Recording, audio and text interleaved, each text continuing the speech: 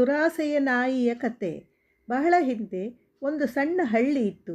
ಆ ಹಳ್ಳಿಯಲ್ಲಿ ಒಂದು ಚಿಕ್ಕ ನಾಯಿ ವಾಸವಾಗಿತ್ತು. ಅವನ ಹೆಸರು ಬಿಲ್ಲು. ಬಿಲ್ಲು ತುಂಬ ದುರಾಸೆಯವನಾಗಿದ್ದ. ಅವನು ಯಾವಾಗಲೂ ಆಹಾರವನ್ನು ಹುಡುಕುತ್ತಿದ್ದನು ಮತ್ತು ಕೆಲವೊಮ್ಮೆ ರಹಸ್ಯವಾಗಿ ಇತರರಿಂದ ಆಹಾರವನ್ನು ಕದಿಯುತ್ತಿದ್ದನು. ಒಂದು ದಿನ ಊರಿಗೆ ದೊಡ್ಡ ಜಾತ್ರೆ ಬಂತು. ಜಾತ್ರೆಗೆ ಸಾಕಷ್ಟು ಜನ ಆಗಮಿಸಿದ್ದರು. ಸಾಕಷ್ಟು ತಿಂಡಿ ತಿನಿಸುಗಳ ಮಳಿಗೆಗಳೂ ಇದ್ದವು. ಜಾತ್ರೆಯಲ್ಲಿ ಎಲ್ಲರೂ ತಿಂಡಿಗಳನ್ನು ಸವಿಯುತ್ತಿದ್ದುದನ್ನು ನೋಡಿದ ಬಿಲ್ಲು ಬಾಯಲ್ಲಿ ನೀರೂರುತ್ತಿತ್ತು. ದುರಾಸೆಯಿಂದ ಬಿಲ್ಲು ಜಾತ್ರೆಯ ಅಂಗಡಿಯಲ್ಲಿ ಕದ್ದು ತಿನ್ನತೊಡಗಿದ. ಅವನು ತನ್ನ ದುರಾಸೆಯ ಕೆಸರಿನಲ್ಲಿ ಮುಳುಗಿ ಆಹಾರವನ್ನು ಆನಂದಿಸುತ್ತಿದ್ದನು.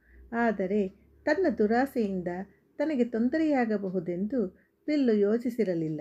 ಅವನು ಹೆಚ್ಚು ತಿನ್ನಲು ಪ್ರಾರಂಭಿಸಿದಾಗ ಅವನಿಗೆ ಹೊಟ್ಟೆನೋವು ಪ್ರಾರಂಭವಾಯಿತು. ಅವನ ಸ್ಥಿತಿ ಹದಗೆಟ್ಟಿತು ಮತ್ತು ಅವನು ಜಾತ್ರೆಯ ಅಂಗಡಿಯಲ್ಲಿ ಮೂರ್ಛೆ ಹೋದನು. ಜಾತ್ರೆಯ ಜನ ಬಿಲ್ಲುವನ್ನು ಎತ್ತಿ ಸಹಾಯ ಮಾಡಿದರು. ಅವನಿಗೆ ಕುಡಿಯಲು ನೀರು ಮತ್ತು ಔಷಧವನ್ನು ನೀಡಿದರು. ಬಿಲ್ಲು ತನ್ನ ದುರಾಸೆಗೆ ಪಶ್ಚಾತ್ತಾಪಪಟ್ಟನು ಮತ್ತು ದುರಾಸೆಯು ಯಾವಾಗಲೂ ಒಳ್ಳೆಯದಲ್ಲ ಎಂಬುದನ್ನು ತಿಳಿದುಕೊಂಡನು. ಇದರ ನಂತರ ಬಿಲ್ಲು ತನ್ನ ದುರಾಸೆಯನ್ನು ಬಿಟ್ಟು ಮತ್ತೆಂದೂ ಕಳ್ಳತನ ಮಾಡಲಿಲ್ಲ.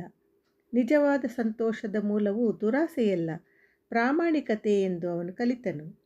ನೈತಿಕ ಶಿಕ್ಷಣ.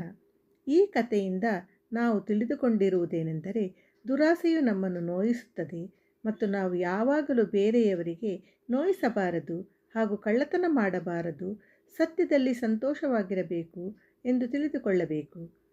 ನಮ್ಮ ಕಥೆಯನ್ನು ನೀವು ಹೇಗೆ ಇಷ್ಟಪಟ್ಟಿದ್ದೀರಿ ಮತ್ತು ಅದರಿಂದ ನೀವು ಏನು ಕಲಿತಿದ್ದೀರಿ ಎಂಬುದನ್ನು ಕಾಮೆಂಟ್ ಮಾಡುವ ಮೂಲಕ ನಮಗೆ ತಿಳಿಸಿ. ಧನ್ಯವಾದಗಳು. ದಯವಿಟ್ಟು ನಮ್ಮ ಚಾನಲನ್ನು ಲೈಕ್ ಮಾಡಿ, ಶೇರ್ ಮಾಡಿ, ಸಬ್ಸ್ಕ್ರೈಬ್ ಮಾಡಿ ಪ್ರೋತ್ಸಾಹಿಸಿ.